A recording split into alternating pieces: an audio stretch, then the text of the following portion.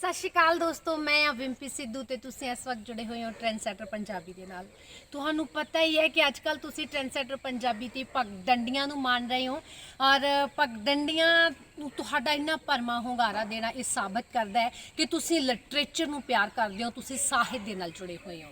ਤੁਹਾਡੇ comment box ਦੇ ਵਿੱਚ ਤੁਹਾਡੀ ਰਾਏ, ਤੁਹਾਡੇ ਫੋਨ ਕਾਲਸ ਨੇ ਸਾਬਤ ਕੀਤਾ ਹੈ ਕਿ ਤੁਸੀਂ ਵਾਕਈ ਪਗਡੰਡੀਆਂ ਨੂੰ ਬਹੁਤ ਸ਼ਿੱਦਤ ਦੇ ਨਾਲ ਮੰਨ ਰਹੇ ਹੋ ਤੇ ਵੇਟ ਕਰ ਰਹੇ ਹੋ।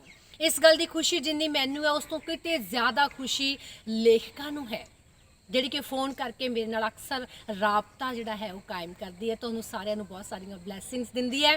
ਸੋ ਪਹਿਲੇ ਅਧਿਆਇ ਤੋਂ ਬਾਅਦ ਦੂਜੇ ਅਧਿਆਇ ਨੂੰ ਤੁਸੀਂ ਮਾਣਿਆ ਤੇ ਹੁਣ ਤੀਜੇ ਅਧਿਆਇ ਵੱਲ ਅਸੀਂ ਵਧਦੇ ਹਾਂ। ਆਪਣੀ ਸਵੈ ਜੀਵਨੀ ਪਗਡੰਡੀਆਂ ਦਾ ਤੀਜਾ ਅਧਿਆਇ। ਅੱਲੜ ਵਰੇਸ ਬਚਿੰਤ ਕੌਰ ਕੁਝ ਇਸ ਤਰ੍ਹਾਂ ਲਿਖਦੀ ਹੈ। ਮੇਰੀ ਸੁਰਤ 'ਚ ਪਟਿਆਲੇ 2 ਵਾਰੀ ਹੜ੍ਹ ਆਇਆ। ਪਹਿਲੀ ਵਾਰੀ ਜਦੋਂ ਅਸੀਂ ਰਾਗੋ ਮਾਜਰੇ ਮਹੱਲੇ ਕਿਰਾਏ ਦੇ ਮਕਾਨ 'ਚ ਰਹਿੰਦੇ ਸੀ। ਸਾਡੇ ਮਹੱਲੇ ਦੀਆਂ 1-2 ਤੀਵੀਆਂ ਅੰਦਰ ਨੌਕਰ ਸਨ, ਮਤਲਬ ਮੋਤੀ ਬਾਗ ਅਤੇ ਕਿਲੇ ਅੰਦਰ ਉਹ ਰਾਣੀਆਂ ਦੀਆਂ ਗੋਲੀਆਂ ਸਨ। ਇਹ ਗੋਲੀਆਂ ਨਿੱਤ ਨਵੇਂ ਪੋਤਾਂ ਦੇ ਹਾਰ ਪਹਿਨ ਬਾਕੀ ਗਲੀ ਦੀਆਂ ਤੀਵੀਆਂ ਨੂੰ ਤਰਸਾਉਂਦੀਆਂ ਰਹਿੰਦੀਆਂ। ਪਤਾ ਨਹੀਂ ਇਹ ਹਾਰ ਰਾਣੀਆਂ ਉਹਨਾਂ ਨੂੰ ਆਪਣੇ ਹੱਥੀਂ ਦਿੰਦੀਆਂ ਸਨ ਜਾਂ ਫਿਰ ਇਹ ਚੋਰੀ ਚੁੱਕ ਲਿਆਉਂਦੀਆਂ ਸਨ। ਝਿਉਰਾਂ ਦੀ ਬਚਨੀ ਜੋ ਖਾਸੀ ਸੋਹਣੀ ਸੁਨੱਖੀ ਤੇ ਚਤਰ ਔਰਤ ਸੀ, ਇਸ ਤਰ੍ਹਾਂ ਦੇ ਕਈ ਲੜੀਆਂ ਵਾਲੇ ਲੰਬੇ ਹਾਰ ਕਿਸੇ ਨਾ ਕਿਸੇ ਗਲੀ ਦੀ ਤੀਵੀਂ ਨੂੰ ਉਹ ਹਰ 3 ਦਿਨ ਚੋਰੀ ਛੁਪੇ ਵੇਚਦੀ।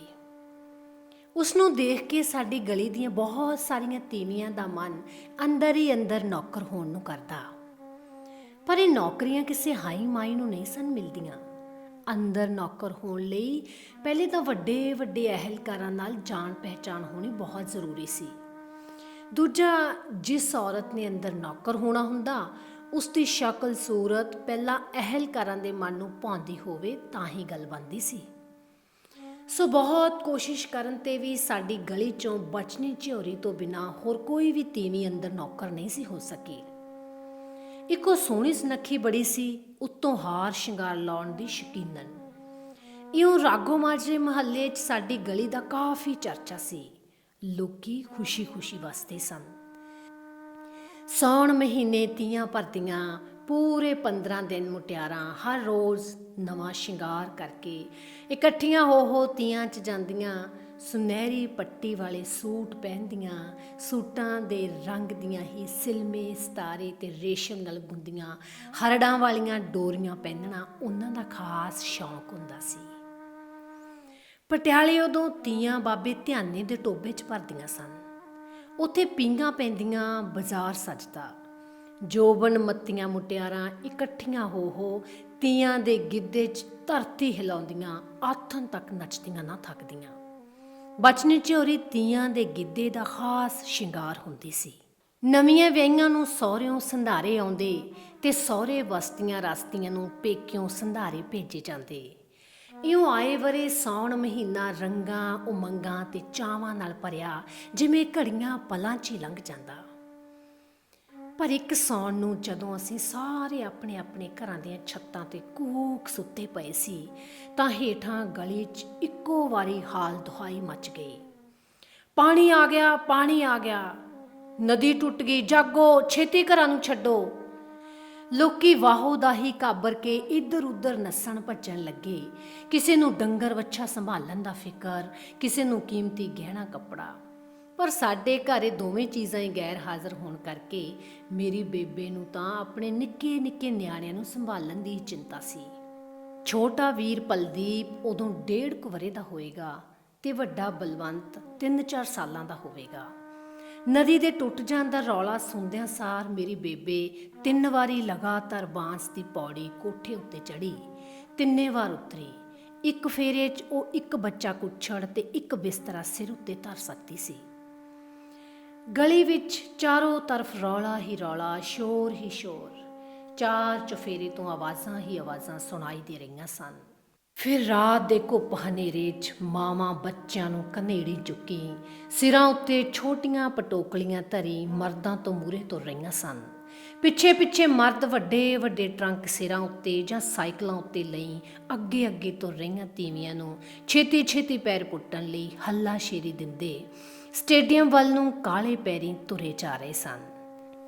ਬਸ ਇਸ ਹੜ੍ਹ ਬਾਰੇ ਮੈਨੂੰ ਇੰਨਾ ਹੀ ਚੇਤਾ ਹੈ। ਦੂਜੀ ਵਾਰੀ ਜਦੋਂ ਹੜ੍ਹ ਆਇਆ ਤਾਂ ਅਸੀਂ ਰਾਘੋ ਮਾਜਰੇ ਮੁਹੱਲੇ ਤੋਂ ਸ਼ਿਫਟ ਕਰਕੇ ਬਹੇੜਾ ਰੋਡ ਆਪਣੇ ਮਕਾਨ 'ਚ ਆ ਗਏ ਸੀ। ਇਹ ਮਕਾਨ ਮੇਰੇ ਬਾਈ ਜੀ ਨੇ ਆਪਣੇ ਤਾਏ ਨਾਲ ਮਿਲ ਕੇ ਸਾਂਝੇ ਤੌਰ 'ਤੇ ਖਰੀਦਿਆ ਸੀ। ਇਸੇ ਲਈ ਮੇਰੇ ਤਾਏ ਦਾ 20 ਬਾਈਆਂ ਜੀਆਂ ਦਾ ਵੱਡਾ ਟੱਬਰ ਇੱਥੇ ਹੀ ਸਾਡੇ ਨਾਲ ਇਸ ਘਰ 'ਚ ਰਹਿੰਦਾ ਸੀ, ਪਰ ਉਹਨਾਂ ਦੀ ਰੋਟੀ ਅੱਡ ਸੀ। ਇਸ ਵਾਰ ਜਦੋਂ ਹੜ੍ਹ ਆਇਆ ਤਾਂ ਮੇਰੇ ਤਾਏ ਦੀ ਇੱਕ ਨੂੰਹ ਸ਼ਿੰਦਰੋ ਅਜੇ ਨਵੀਂ ਮੁਕਲਾਵੇ ਆਈ ਸੀ।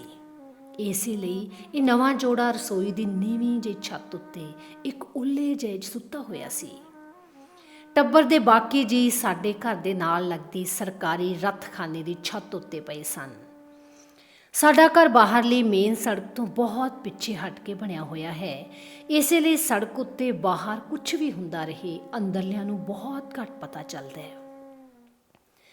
ਸੋ ਇਸ ਵਾਰ ਹੜ੍ਹ ਦੇ ਪਾਣੀ ਦਾ ਘਰ ਦੇ ਅੰਦਰ ਆ ਜਾਣ ਤੱਕ ਦਾ ਕਿਸੇ ਨੂੰ ਵੀ ਪਤਾ ਨਾ ਚੱਲਿਆ।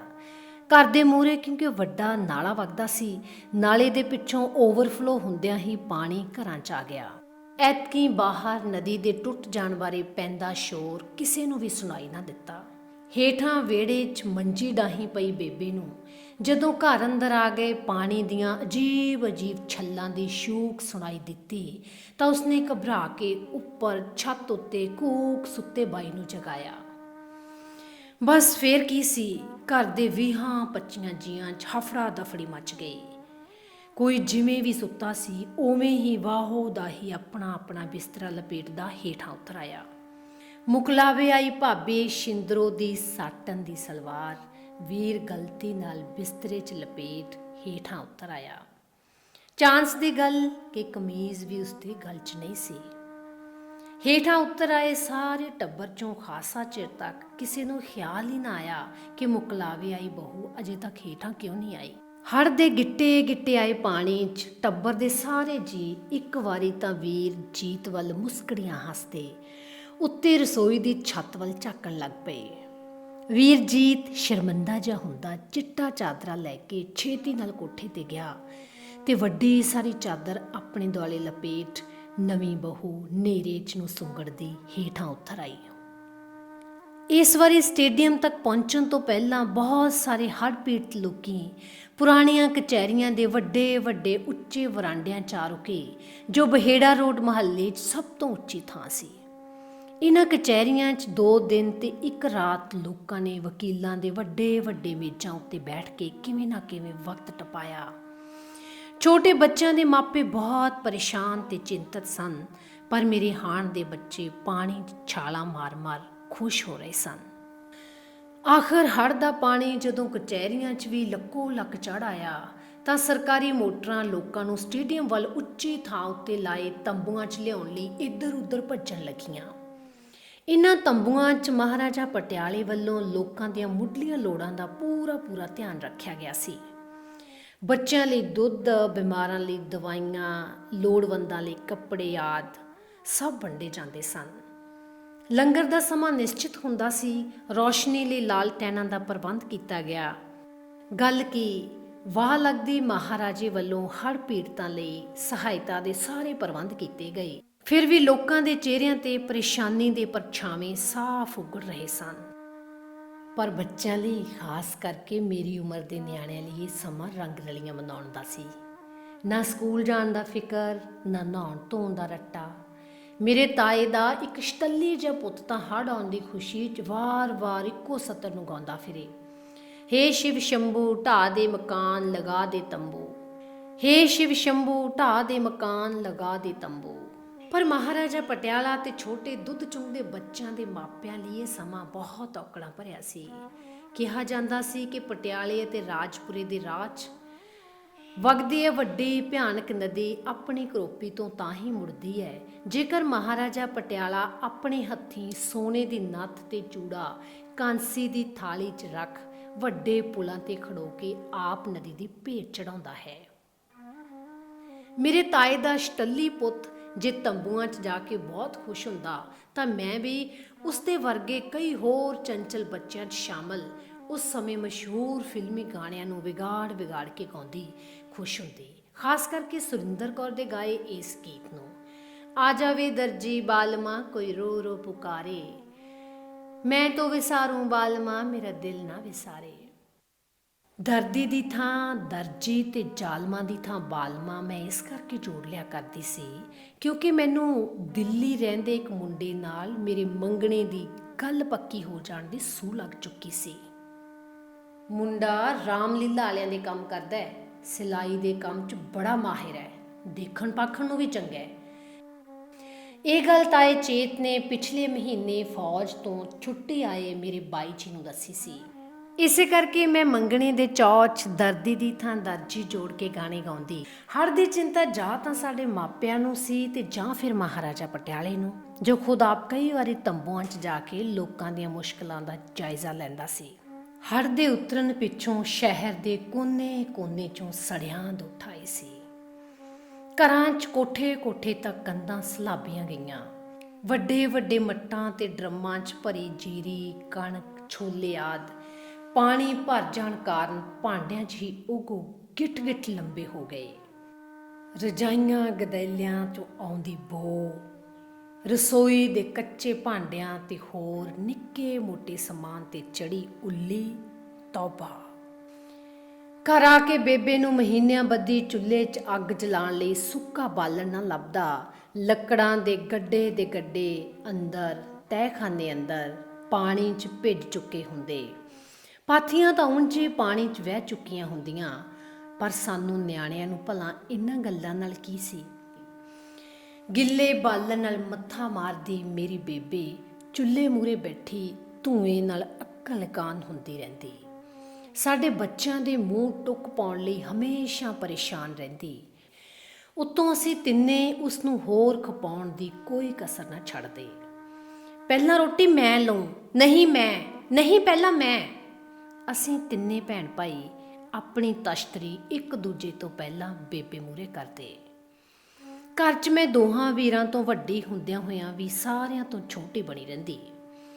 ਇਹੋ ਜਿਹੀ ਬੇਅਕਲੀ ਤੋਂ ਖਿਝ ਕੇ ਇੱਕ ਵਾਰੀ ਬੇਬੇ ਨੇ ਉੱਚੀ ਗਾਲਾਂ ਕੱਢਦਿਆਂ ਚੁੱਲ੍ਹੇ ਕੋਲ ਪਈ ਲੋਹੇ ਦੀ ਭੂਕਣੀ ਗੁੱਸੇ 'ਚ ਮੇਰੇ ਸਿਰ 'ਚ ਮਾਰਨ ਲਈ ਉੱਪਰ ਨੂੰ ਉਲਾਰੀ, ਪਰ ਮਾਰੀ ਕੰਧ 'ਚ ਹੀ। ਆਖਰ ਮਾਂ ਦਾ ਦਿਲ ਜੋ ਸੀ। ਬਚਪਨ 'ਚ ਮੇਰਾ ਨਾਂ ਬਹੁਤ ਹੀ ਇਲਤੀ ਬੱਚਿਆਂ 'ਚ ਗਿਣਿਆ ਜਾਂਦਾ ਸੀ। ਘਰ ਦਾ ਕੰਮ ਤਾਂ ਮੈਂ ਕਦੇ ਕੋਈ ਕਰਦੀ ਨਹੀਂ ਸਾਂ। ਸਕੂਲੋਂ ਆ ਕੇ ਵਿਹੜੇ 'ਚ ਲੱਗੇ ਨਿੰਮ ਉੱਤੇ ਮੰਜਾ ਲਾ ਕੇ ਚੜ੍ਹ ਬੈਠਦੀ।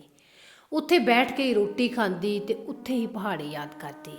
ਮੇਰੀ ਅੰਮਾ ਮੈਨੂੰ ਨਿੰਮ ਉੱਤੇ ਚੜ੍ਹਨ ਤੋਂ ਹਮੇਸ਼ਾ ਵਰਜਦੀ, ਕਿਉਂਕਿ ਉਸ ਨਿੰਮ ਨਾਲ ਇੱਕ ਮਿੱਥ ਜੁੜੀ ਹੋਈ ਸੀ ਕਿ ਇਸ ਨਿੰਮ 'ਚ ਇੱਕ ਸੱਯਦ ਰਹਿੰਦਾ ਹੈ। ਇਸੇ ਕਰਕੇ ਇਹ ਘਰ ਸਾਨੂੰ ਬਹੁਤ ਸਸਤੇ ਭਾਅ ਮਿਲਿਆ ਸੀ, ਸਿਰਫ 2200 ਰੁਪਏ 'ਚ।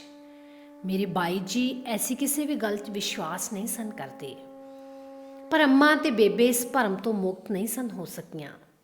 ਉਹ ਦੋਵੇਂ ਮੈਨੂੰ ਨਿੰਮ ਦੀ ਛਾਇਆ ਤੋਂ ਦੂਰ ਰੱਖਣ ਦੀ ਸੋਚਦੀਆਂ, ਖਾਸਕਾਰ ਸਿਖਰ ਦੁਪਹਿਰੇ। ਪਰ ਮੈਂ ਸਕੂਲ ਦੇ ਕੱਪੜੇ ਬਦਲਣ ਸਾਰ ਵਾਣ ਦਾ ਮੰਜਾ ਨਿੰਮ ਨਾਲ ਟੇਢਾ ਲਾ ਕੇ ਨਿੰਮ ਉੱਤੇ ਜਾ ਚੜ੍ਹਦੀ, ਫੇਰ ਬਾਂਦਰ ਵਾਂਗ ਟਾਣੀ ਉਛਲ ਕੁੱਦ ਕਰਕੇ ਹੇਠਾਂ ਉਤਰਦੀ। ਹੇਠਾਂ ਵਿਹੜੇ 'ਚੋਂ ਅੰਮਾ ਗਾਲਾਂ ਕੱਢਦੀ, ਬੇਬੇ ਝਿੜਕਦੀ, ਪਰ ਮੈਂ ਨਿੰਮ ਦੇ ਮੋਟੇ ਜਿਹੇ ਤਣੇ ਉੱਪਰ ਬੈਠ ਕੇ ਟੇਢੀਆਂ ਮੇਢੀਆਂ ਤਰਜ਼ਾਂ 'ਚ ਉਸ ਸਮੇਂ ਦੇ ਮਸ਼ਹੂਰ ਫਿਲਮੀ ਗਾਣੇ ਗਾਉਂਦੀ ਨਾ ਥੱਕਦੀ। ਲਾਰਾ ਲੱਪਾ ਲਾਈ ਰੱਖਦੀ, ਅੱਡੀ ਟੱਪਾ ਲਾਈ ਰੱਖਦੀ। ਮੁੰਡਾ ਮੋਹ ਲਿਆ ਤਬੀਤਾਂ ਵਾਲਾ, ਕਿੱਦਾਂ ਮੜੀ ਦਾ ਸੱਕ ਮਲ ਕੇ, ਰੱਸੀ ਉੱਤੇ ਟੰਗਿਆ ਦੁਪੱਟਾ ਮੇਰਾ ਡੋਲਦਾ, ਉੱਡ ਪੁੱਡ ਜਾਣਾ ਮੂੰਹੋਂ ਹੱਸਦਾ ਨਹੀਂ ਬੋਲਦਾ। ਇਉਂ ਆਪਣੀ ਚੁੰਨੀ ਨੂੰ ਮੈਂ ਨਿੰਮ ਦੀ ਟਾਹਣੀ ਨਾਲ ਬੰਨ੍ਹ ਕੇ ਹੋਰ ਪਤਾ ਨਹੀਂ ਕੀ ਉੱਗਦੀਆਂ ਪਤਾਲ ਮਾਰਦੀ ਰਹਿੰਦੀ। ਅੰਮਾ ਤੇ ਬੇਬੇ ਦੀਆਂ ਝਿੜਕਾਂ ਨੂੰ ਅਣਗੌਲਿਆ ਕਰ ਉਹਨਾਂ ਦੋਹਾਂ ਨੂੰ ਟਿੱਚ ਸਮਝਦੀ ਸਾਂ। ਇੱਕ ਜੇਠ ਹਾੜ ਦੀ ਸਿਖਰ ਦੁਪਹਿਰ ਨੂੰ ਜਦੋਂ ਕੌਂ ਅੱਖ ਬਾਹਰ ਨਹੀਂ ਸੀ ਕੱਢਦਾ, ਅੰਮਾ ਨੇ ਮੈਨੂੰ ਨਿੰਮ ਉੱਤੇ ਚੜ੍ਹਨ ਤੋਂ ਬਹੁਤ ਵਰਜਿਆ। ਭਾਈ ਵੀਰ ਕਹਿ ਕੇ ਬਥੇਰਾ ਸਮਝਾਇਆ, ਪਰ ਮੈਂ ਨਿੰਮ ਉੱਤੇ ਚੜ੍ਹਨ ਤੋਂ ਨਾ ਟਲੀ ਤਾਂ ਅੰਮਾ ਨੂੰ ਬਹੁਤ ਗੁੱਸਾ ਚੜ੍ਹਿਆ ਤੇ ਉਸਨੇ ਬੇਬੇ ਨਾਲ ਮਿਲ ਕੇ ਮੇਰੇ ਨਿੰਮ ਉੱਤੇ ਚੜ੍ਹਦਿਆਂ ਹੀ ਹੇਠੋਂ ਮੰਜਾ ਹਟਾ ਦਿੱਤਾ। ਮੈਂ ਇਸ ਗੱਲ ਨੂੰ ਬਹੁਤਾ ਨਾ ਗੌਲਿਆ। ਹਮੇਸ਼ਾ ਦੀ ਤਰ੍ਹਾਂ ਰੋਟੀ ਖਾਣ ਪਿੱਛੋਂ ਚੁੰਨੀ ਟਾਹਣੀ ਨਾਲ ਬੰਨ੍ਹ ਕੇ ਮਨਾਈਆਂ ਕਰਦੀ ਢੋਲੇ ਗਾਉਂਦੀ ਰਹੀ। ਵੇ ਅੱਖੀਆਂ ਲਾਵੀਂ ਨਾ ਫਿਰ ਪਛਤਾਵੀਂ ਨਾ, ਅਣਜਾਣਾ ਵੀ ਤੂੰ ਨਹੀਂ ਜਾਣਦਾ ਇਸ਼ਕ ਦੇ ਮਾਮਲੇ। ਜਦੋਂ ਪੂਰੀ ਤਰ੍ਹਾਂ ਮਨਮਰਜ਼ੀ ਕਰਨ ਪਿੱਛੋਂ ਮੈਂ ਹੇਠਾਂ ਉਤਰਨ ਲਈ ਮੰਜੇ ਵੱਲ ਲੱਤਾਂ ਲਮਕਾਈਆਂ ਤਾਂ ਮੇਰੇ ਖਾਨਿਓ ਗਈ। ਬੇਬੇ ਦੇ ਹਾੜੇ ਕੱਢੇ, ਅੰਮਾ ਮੂਹਰੇ ਹੱਥ ਜੋੜੇ, ਕੰਨ ਫੜੇ। ਅੱਜ ਤਾਂ ਦੋਹਾਂ ਨੇ ਮੈਨੂੰ ਸਬਕ ਸਿਖਾਉਣ ਦੀ ਠਾਣ ਹੀ ਲਈ ਸੀ। 100 ਦਿਨ ਚੋਰ ਦੇ ਤੇ 1 ਦਿਨ ਸਾਧ ਦਾ। ਆਖਰ ਮੈਂ ਰੋਂਦੀ ਰੋਂਦੀ ਨੇ ਬੇਬੇ ਨੂੰ ਕਿਹਾ, ਬੇਜੀ ਮੈਨੂੰ ਪਿਸ਼ਾਬ ਆਇਆ ਹੈ। ਮੈਨੂੰ ਨਹੀਂ ਪਤਾ ਕਾਸੇ ਦਾ। ਇਹ ਕਹਿੰਦਿਆਂ ਬੇਬੇ ਨੇ ਮਜਬੂਰ ਜਿਹੀਆਂ ਸਵਾਲੀਆ ਨਜ਼ਰਾਂ ਨਾਲ ਮੇਰੀ ਅੰਮਾ ਵੱਲ ਤੱਕਿਆ। ਖਸਮ ਨੂੰ ਖਾਣ ਦੇ, ਉੱਤੇ ਹੀ ਕਰਨ ਦੇ ਅੱਜ ਇਹਨੂੰ ਸਾਰਾ ਕੁਝ। ਲੈ ਸਿਰ ਤੇ ਚੜਾਈ ਹੈ ਬਹੁਤੀ ਲੋਕ ਸਿਉਣੇ ਇਹ। ਅੱਜ ਆਉਣ ਦੇ ਇਹਦੇ ਪਤੰਦਰ ਨੂੰ ਘਰ, ਲੱਛਣ ਦੇਖੋ ਆ ਕੇ ਆਪਣੀ ਲਾਡਲੀ ਦੇ। ਰਹਿਣ ਦੇ ਇਸ ਨੂੰ ਅੱਜ ਆਥਣ ਤੱਕ ਉੱਪਰੀ ਟੰਗੀ। ਮਮਤਾ ਦੀ ਪੁੰਜ ਬਣੀ ਬੇਬੇ ਦੀ ਅੰਮਾ ਮੂਹਰੇ ਕੋਈ ਪੇਸ਼ ਨਾ ਗਈ। ਫਿਰ ਮੈਂ ਚਲਾਕੀ ਵਰਤਣੀ ਚਾਹੀ। ਉੱਪਰ ਬੈਠਿਆਂ ਹੀ ਉਂਗਲ ਲੱਗ ਪਈ, ਜਿਵੇਂ ਮੈਨੂੰ ਬਹੁਤ ਹੀ ਨੀਂਦ ਆ ਰਹੀ ਹੋਵੇ। ਪਰ ਮੇਰੀ ਅੰਮਾ ਵਿਹੜੇ 'ਚ ਪੀੜੀ ਉੱਤੇ ਬੈਠੀ ਮੇਰੀ ਪੂਰੀ ਚੌਕਸੀ ਰੱਖ ਰਹੀ ਸੀ। ਮੈਨੂੰ ਉਂਗਦੀ ਨੂੰ ਦੇਖ ਬੇਬੇ ਨੇ ਅੰਮਾ ਮੂਹਰੇ ਇੱਕ ਵਾਸਤਾ ਜਿਹਾ ਪਾਇਆ, ਚੱਲ ਛੱਡ ਮਾਂ ਜੀ, ਹੁਣ ਬਥੇਰੀ ਕੁੱਤੇ ਖਾਣੀ ਹੋਊਗੀ ਅੱਜ ਇਹਦੇ ਨਾਲ, ਹੁਣ ਸਮਝ ਜੂਗੀ ਆਪੇ। ਨਹੀਂ ਤੂੰ ਰਹਿਣ ਦੇ, ਬਹੁਤਾ ਹੇਜ ਆਉਂਦਾ ਤੈਨੂੰ ਇਹਦਾ। ਅੱਜ ਤਾਂ ਇਹਦੇ ਪਿਓ ਦੇ ਆਉਣ ਤੱਕ ਉੱਤੋਂ ਨਹੀਂ ਲਾਉਣਾ ਇਹਨੂੰ। ਸਿਰ ਤੇ ਉਸੇ ਨੇ ਚੜਾਈ ਹੈ ਨਾ ਬਹੁਤੀ, ਬੇਟੋ ਬੇਟੋ ਕਹਿ ਕੇ। ਐਨੇ 'ਚ ਸਾਡੇ ਨਾਲ ਦੇ ਗੁਆਂਢੀਆਂ ਦੇ ਘਰੋਂ ਮੈਨੂੰ ਹੀਜੜਿਆਂ ਦੀ ਢੋਲਕੀ ਵੱਜਦੀ ਸੁਣਾਈ ਦੇਣ ਲੱਗੀ। ਮੈਂ ਤਾਂ ਹੀਜੜੇ ਨੱਚਦੇ ਦੇਖਣ ਲਈ ਬੇਚੈਨ ਹੋ ਉੱਠੀ, ਪਰ ਜਾਵਾਂ ਤਾਂ ਜਾਵਾਂ ਕਿੱਥੇ। ਨਿੰਮ ਦਾ ਕੋਈ ਵੀ ਟਾਣਾ ਗੁਆਂਢੀਆਂ ਦੇ ਕੋਠੇ ਤੱਕ ਨਹੀਂ ਸੀ ਪਹੁੰਚਦਾ ਕਿ ਕੋਠੇ ਉੱਤੋਂ ਟੱਪ ਕੇ ਹੀਜੜੇ ਨੱਚਦੇ ਦੇਖਾਂ। ਹੇਠਾਂ ਵਿਹੜੇ 'ਚੋਂ ਮੇਰੇ ਤਾਏ ਦੀਆਂ 3 ਨੂੰਹਾਂ, ਸਹੁਰਿਆਂ ਆਈ ਭੈਣ ਜਸਵੰਤ, ਛੋਟਾ ਵੀਰ ਸਾਰੇ ਹੀ ਨਾਲ ਦੇ ਘਰ ਹੀਜੜੇ ਨੱਚਦੇ ਦੇਖਣ ਜਾ ਚੁੱਕੇ ਸਨ। ਮੇਰੇ ਕੰਨਾਂ ਨਾਲ ਇੱਕ ਸੋਹਣੇ ਤੇ ਮੋਟੇ ਜਿਹੇ ਪਿੰਟੂ ਹੀਜੜੇ ਦੇ ਇਹ ਬੋਲ ਵਾਰ-ਵਾਰ ਟਕਰਾ ਰਹੇ ਸਨ।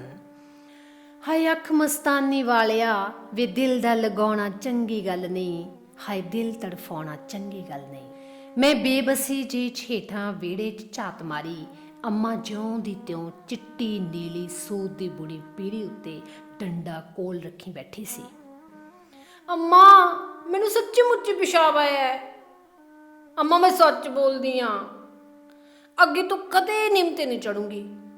ਅੱਜ ਮੰਜਾ ਲਾ ਦੇ ਮੇਰੀ ਅੱਛੀ ਅੰਮਾ। ਟੰਗੀ ਰਹਿ ਉੱਤੇ ਹੀ ਹੁਣ ਜਿੱਥੇ ਹੈਗੀ ਐ, ਮੈਂ ਨਹੀਂ ਲਾਉਣਾ ਮੰਜਾ। ਤੇਰੇ ਬਾਈ ਨੂੰ ਆ ਲੈਂਦੇ ਅੱਜ। ਸਿਰ ਚੜਾ ਰੱਖੀ ਐ ਤੂੰ ਵੱਡੀ ਲਾਡਲੀ। ਅੰਮਾ ਜੀ ਮੈਨੂੰ ਪਿਸ਼ਾਬ ਆ ਰਿਹਾ ਬਹੁਤ ਜ਼ੋਰ ਦੀ। ਮੂਤ ਲੈ ਉੱਤੇ ਹੀ, ਮੈਂ ਤੇਰੇ ਚਲਿੱਤਰ ਸਭ ਸਮਝਦੀ ਹਾਂ।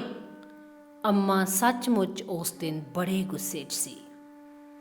ਉਧਰ ਹੀਜੜਿਆਂ ਦੇ ਚੰਚਲ ਦਿਲ ਨੂੰ ਭੜਕਾਉਂਦੇ ਤੜਪਾਉਂਦੇ ਬੋਲ ਅਤੇ ਉਹਨਾਂ ਦੇ ਪੈਰਾਂ 'ਚ ਛਣਕਦੇ ਘੁੰਗਰੂ ਮੇਰੇ ਮਨ ਨੂੰ ਧੂਹਾਂ ਪਾ ਰਹੇ ਸਨ। ਪਰ ਅੰਮਾ ਮੂਹਰੇ ਮੇਰੀ ਕੋਈ ਪੇਸ਼ ਨਹੀਂ ਸੀ ਜਾ ਰਹੀ। ਆਖਰ ਮੈਂ ਉਵੇਂ ਹੀ ਕੀਤਾ ਜਿਵੇਂ ਅੰਮਾ ਨੇ ਕਿਹਾ ਸੀ। ਉੱਤੇ ਬੈਠਿਆਂ ਹੀ ਜੇ ਉਹ ਮੈਨੂੰ ਸਬਕ ਸਿਖਾਉਣ ਤੇ ਤੁੱਲੀ ਸੀ ਤਾਂ ਮੈਂ ਵੀ ਆਪਣੀ ਬੇਅਕਲੀ ਦੀਆਂ ਸਾਰੀਆਂ ਹੱਦਾਂ ਤੋੜ ਦਿੱਤੀਆਂ ਸਨ। ਜੋ ਮਰਜ਼ੀ ਹੈ ਕਰੀ ਜਾ, ਤੈਨੂੰ ਨਹੀਂ ਬਖਸ਼ਣਾ ਅੱਜ। ਅੰਮਾ ਨੂੰ ਮੇਰੀ ਬੇਵਕੂਫੀ ਤੇ ਹੋਰ ਗੁੱਸਾ ਚੜ ਗਿਆ।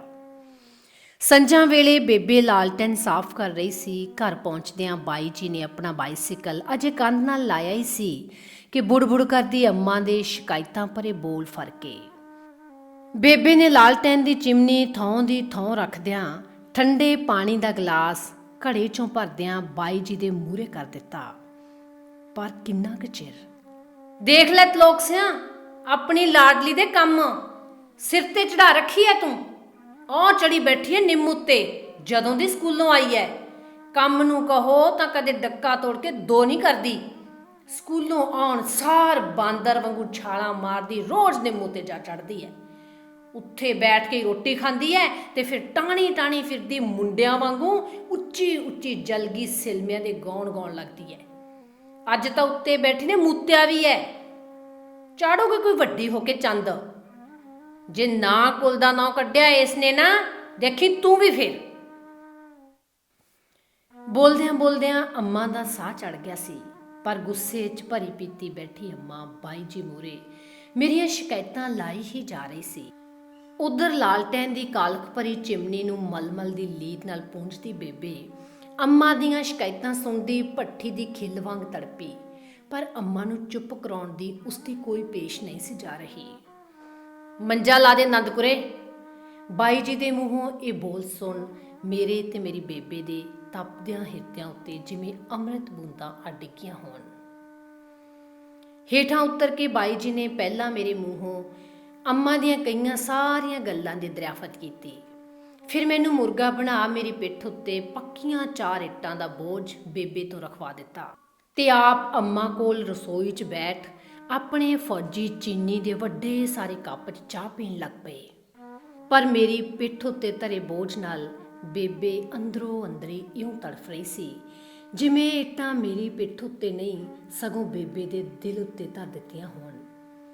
ਮੈਂ ਬੇਬੇ ਦੀਆਂ ਅੱਖਾਂ 'ਚੋਂ ਛਲਕਦੀ ਮਮਤਾ ਨੂੰ ਦੇਖ ਉਹਦੀ ਹਿਰਦੇ ਪੀੜਾ ਨੂੰ ਭਾਂਪ ਲਿਆ ਸੀ। ਇਸ ਲਈ ਮੈਂ ਆਪਣੀ ਪਿੱਠ ਉੱਤੇ ਧਰੀਆਂ 4 ਇੱਟਾਂ 'ਚੋਂ 2 ਇੱਟਾਂ ਛੇਤੀ ਹੀ ਹਿੱਲ ਹਿਲਾ ਕੇ ਭੁੰਜੇ ਸੁੱਟ ਮਾਰੀਆਂ। ਹੁਣ ਬੇਬੇ ਦੇ ਬੁੱਲ੍ਹਾਂ ਤੇ ਆਈ ਮੁਸਕਾਨ ਨੂੰ ਮੈਂ ਕੋਡੀ ਹੋਈ ਵੀ ਸੁਣ ਸਕਦੀ ਸੀ, ਪਰ ਅੰਮਾ ਦੇ ਕੰਨ ਵੀ ਬਹੁਤ ਪਤਲੇ ਸਨ। ਇੱਟਾਂ ਦੇ ਗਿਰਨ ਦੀ ਬਿੜਕ ਸੁਣ ਉਹ ਬਾਈ ਜੀ ਸਮੇਤ ਝੱਟ ਬਾਹਰ ਵਿਹੜੇ 'ਚ ਆ ਗਈ। ਬਾਈ ਜੀ ਦੇ ਫੌਜੀ ਬੂਟਾਂ ਦੀ ਚਾਪ ਸੁਣਦਿਆਂ ਮੈਂ ਡਰ ਨਾਲ ਥਰ-ਥਰ ਕੰਬਣ ਲੱਗ ਪਈ ਤੇ ਮੇਰੀਆਂ ਅੱਖਾਂ 'ਚੋਂ ਤਿਪ-ਤਿਪ ਗਿਰਦੇ ਹੰਝੂ ਸਾਡੇ ਵਿਹੜੇ ਦੀ ਕੱਚੀ ਗੋਹੇ ਮਿੱਟੀ ਨਾਲ ਲਿਪੀ ਧਰਤੀ ਉੱਤੇ ਡਿੱਗਣ ਲੱਗੇ। ਇੱਕ ਤਾਂ ਬਾਈ ਜੀ ਤੇ ਅੰਮਾ ਜੀ ਦੀ ਸੋਟੀ ਦਾ ਡਰ, ਉੱਤੋਂ ਸਿਖਰ ਦੁਪਹਿਰ ਤੋਂ ਹੁਣ ਤੱਕ ਮੈਂ ਪਾਣੀ ਦੀ ਪਿਆਸ ਨਾਲ ਵਿਆਕੁਲ, ਤੀਜੇ ਪਿੱਠ ਉੱਤੇ ਧਰਿਆ ਭਾਰ। ਮੇਰੀਆਂ ਅੱਖਾਂ 'ਚੋਂ ਪਰਲ ਪਰਲ ਵਹਿੰਦੇ ਅਥਰੂ ਹੁਣ ਤਾਂ ਮੇਰੀ ਬੇਬੇ ਤੋਂ ਝੱਲੇ ਨਹੀਂ ਸਨ ਜਾ ਰਹੇ। ਉਸ ਦਾ ਮਮਤਾ ਭਰਿਆ ਦਿਲ ਜਿਵੇਂ ਦਹਿਕਦੇ ਕੋਲਿਆਂ ਤੇ ਭੁੱਜ ਰਿਹਾ ਸੀ। ਆਖਰ ਬੇਬੇ ਦੇ ਧੁਰ ਅੰਦਰੋਂ ਕਿਤੇ ਵਿਆਕਲ ਹੁੰਦੀ ਮਮਤਾ ਨਾਲ ਹਿਰਖ ਭਰੀ ਇੱਕ ਚੀਖ ਜਿਹੀ ਨਿਕਲ ਕੇ ਅੰਮਾ ਤੇ ਬਾਈ ਜੀ ਦੇ ਸੀਨਿਆਂ 'ਚ ਇੱਕ ਝਰੀਟ ਜਿਹੀ ਵਾ ਗਈ। ਬਥੇਰੀ ਹੋ ਗਈ ਜੀ ਹੁਣ, ਅੱਜ ਇਸ ਜਲਗੀ ਨੂੰ ਜਾਨੋਂ ਮਾਰ ਕੇ ਦਮ ਲੈਣਾ ਤੁਸੀਂ ਦੋਹਾਂ ਨੇ। ਇਹ ਕਹਿੰਦਿਆਂ ਬੇਬੇ ਨੇ ਮੇਰੀ ਪਿੱਠ ਉੱਤੇ ਧਰੀਆਂ ਦੋਵੇਂ ਇੱਟਾਂ ਆਪਣੇ ਕੰਬਦੇ ਹੱਥੀਂ ਚੁੱਕ ਕੇ ਪਰਾਂ ਵਗਾਹ ਮਾਰੀਆਂ। ਹੁਣ ਮੁੜ ਕੇ ਤਾਂ ਨਹੀਂ ਚੜ੍ਹੇਂਗੇ ਨਿੰਮ ਉੱਤੇ? ਇਹ ਮੇਰੀ ਅੰਮਾ ਦੇ ਬੋਲ ਸਨ। ਨਹੀਂ। ਲਾ ਫਿਰ ਕੰਨਾਂ ਨੂੰ ਹੱਥ। ਮੁਰਗਾ ਬਣੀ ਖੜੀ ਨੇ ਕੰਨ ਤਾਂ ਮੈਂ ਪਹਿਲਾਂ ਹੀ ਫੜੇ ਹੋਏ ਸਨ। ਸੱਚੀ ਮੁੱਚੀ ਮੈਂ ਮੁੜ ਕਦੇ ਨਿੰਮ ਉੱਤੇ ਨਹੀਂ ਸੀ ਚੜ੍ਹੀ, ਪਰ ਆਪਣੇ ਛੋਟੇ ਵੀਰ ਬਲਵੰਤ ਨਾਲ ਲੜਨੋਂ ਝਗੜਨੋਂ ਅਜੇ ਵੀ ਨਹੀਂ ਸਾਂ ਹਟੀ। ਮੁਰਗਾ ਬਣਨ ਦੀ ਨੌਬਤ ਅਜੇ ਵੀ ਆਉਂਦੀ ਹੀ ਰਹਿੰਦੀ ਸੀ। ਇੱਕ ਰਾਤ ਮੱਕੀ ਦੀ ਬਚੀ ਹੋਈ ਇੱਕ ਰੋਟੀ ਪਿੱਛੇ ਸਾਡਾ ਦੋਹਾਂ ਭੈਣ ਭਾਈਆਂ ਦਾ ਬਹੁਤ ਝਗੜਾ ਹੋਇਆ। ਮੱਕੀ ਦੀ ਰੋਟੀ ਦਾ ਸਾਨੂੰ ਦੋਹਾਂ ਨੂੰ ਬੜਾ ਚਾਅ ਸੀ, ਖਾਸ ਕਰਕੇ ਬਾਸੀ ਮੱਕੀ ਦੀ ਰੋਟੀ ਦਾ, ਜੋ ਅਸੀਂ ਤੜਕੇ ਚਾਹ ਨਾਲ ਬੜੇ ਖੁਸ਼ ਹੋ ਕੇ ਖਾਂਦੇ ਸਾਂ। ਇੱਕ ਰਾਤ ਜਦੋਂ ਟੱਬਰ ਦੇ ਸਾਰੇ ਜੀ ਸੌਂ ਗਏ, ਬੇਬੇ ਨੇ ਵੀ ਆਪਣੇ ਮੰਜੇ ਕੋਲ ਪਈ ਲਾਲਟੈਨ ਦੀ ਬੱਤੀ ਨੀਵੀਂ ਕਰ ਦਿੱਤੀ ਤਾਂ ਮੈਨੂੰ ਪਤਾ ਨਹੀਂ ਕੀ ਸੁੱਝੀ। ਮੈਂ ਇੱਕੋ ਇੱਕ ਬਾਕੀ ਬਚੀ ਰੋਟੀ ਲਿਆ ਸਰਾਣੇ ਹੇਠਾਂ ਰੱਖ ਲਈ। ਛੋਟਾ ਵੀਰ ਬਲਵੰਤ ਅਜੇ ਜਾਗਦਾ ਪਿਆ ਸੀ। ਉਸਨੇ ਮੇਰੀ ਅੱਖ ਲੱਗਦਿਆਂ ਹੀ ਰੋਟੀ ਕੱਢ ਕੇ ਆਪਣੇ ਸਰਾਣੇ ਹੇਠਾਂ ਛੁਪਾ ਲਈ। ਮੇਰੀ ਜਦੋਂ ਅੱਖ ਖੁੱਲ੍ਹੀ, ਮੈਂ ਆਪਣੇ ਸਰਾਣੇ ਹੇਠ ਹੱਥ ਮਾਰਿਆ ਤੇ ਫਿਰ ਮੈਂ ਝੱਟ ਬਲਵੰਤ ਵੀਰ ਦੇ ਸਰਾਣੇ ਨੂੰ ਚੁੱਪ ਕੇ ਜਟੋਇਆ ਤੇ ਛੇਤੀ ਦਿਨੇ ਰੋਟੀ ਚੁੱਕ ਆਪਣੇ ਮੰਜੇ ਵੱਲ ਵਧਾ ਲਈ। ਪਰ ਬਲਵੰਤ ਵੀਰ ਨੇ ਮੇਰੀ ਰੋਟੀ ਥੋਂ ਦੀ ਥੋਂ ਫੜ ਲਈ। ਇਉਂ ਇੱਕ ਮੱਕੀ ਦੀ ਰੋਟੀ ਪਿੱਛੇ ਸਾਡੀ ਭਾਰੀ ਜੰਗ ਛਿੜ ਪਈ। ਬਾਈ ਜੀ ਅਜੇ ਜਾਗਦੇ ਹੀ ਸਨ। ਉਹ ਝੱਟ ਆਪਣੀ ਧੌੜੀ ਦੀ ਜੁੱਤੀ ਹੱਥ 'ਚ ਫੜੀ ਸਾਡੇ ਕੋਲ ਆਏ, ਮਗਰ ਦੀ ਮਗਰ ਬੇਬੇ ਵੀ। ਉਸਨੇ ਆਉਂਦਿਆਂ ਹੀ ਜੁੱਤੀ ਬਾਈ ਜੀ ਦੇ ਹੱਥੋਂ ਖੋਹ ਲਈ ਤੇ ਸਾਨੂੰ ਦੋਹਾਂ ਨੂੰ ਉੱਚੀ ਉੱਚੀ ਝਿੜਕਦੀ ਬੋਲੀ, "ਉਹ ਕੰਬਖਤੋ, ਮੱਕੀ ਦੀ ਰੋਟੀ ਨਹੀਂ ਦੇਖੀ ਤੁਸੀਂ ਕਦੇ? ਕਿਉਂ ਕਾਟੋ ਵਾਂਗੂ ਲੜਨ ਲੱਗੇ ਹੋ ਅੱਧੀ ਰਾਤ ਨੂੰ? ਤੜਕਾ ਹੋ ਲੈਣ ਦਿਓ, ਲਾ ਦੋ ਮੱਕੀ ਦੀਆਂ ਰੋਟੀਆਂ, ਜਿੰਨੀਆਂ ਮਰਜ਼ੀ ਖਾ ਝੁਲਸ ਲਿਓ। ਪਰ ਬੇਬੇ ਮੈਂ ਤਾਂ ਇਹੀ ਮੱਕੀ ਦੀ ਰੋਟੀ ਖਾਊਂ ਤੜਕੇ। ਮੈਂ ਬਹੁਤ ਹੀ ਬੇਸਮਝ ਕੁੜੀ ਸੀ। ਖਾ ਖਸਮ ਨੂੰ, ਦੇ ਦੇ ਪੁੱਤ ਬਲਵੰਤ ਰੋਟੀ, ਇਸ ਨੂੰ ਮਾਰੇ ਦੇ ਮੱਥੇ। ਤੈਨੂੰ ਸਵੇਰੇ ਮੇਥਿਆਂ ਵਾਲੀ ਰੋਟੀ ਪਕਾ ਕੇ ਦੇਵਾਂ ਆਪਣੇ ਲਾਲ ਨੂੰ।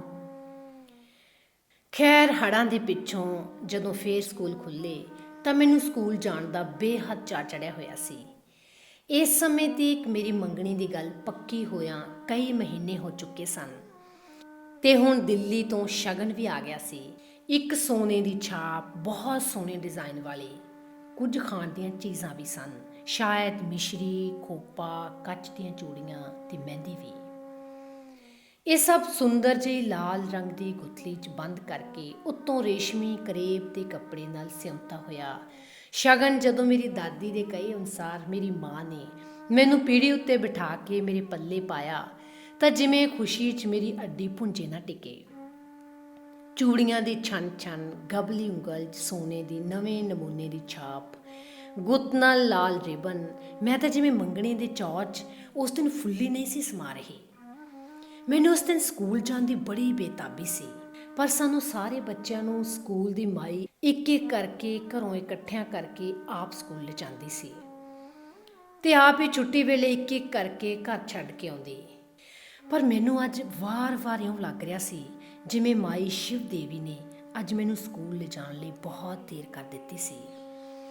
ਮੇਰੀ ਇੱਕ ਜਮਾਤਨ ਤਖਾਣਾ ਦੀ ਕੁੜੀ ਨੂੰ ਨਾਲ ਲੈਣ ਪਿੱਛੋਂ ਮਾਈ ਮੈਨੂੰ ਲੈਣ ਲਈ ਸਾਡੇ ਘਰ ਆਈ।